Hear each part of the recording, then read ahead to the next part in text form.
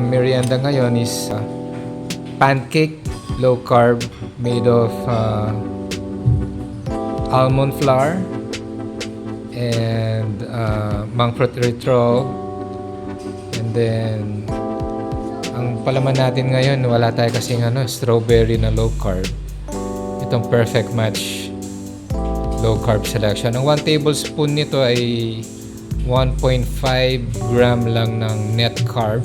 So yun guys, So dahil wala tayong tumigil na tayo sa pagkain ng pita bread na nabibili sa labas, sa online, dahil nga medyo hindi natin alam kung talagang safe yun. Gumagawa na lang tayo ng sarili nating mga low carb bread. Alright.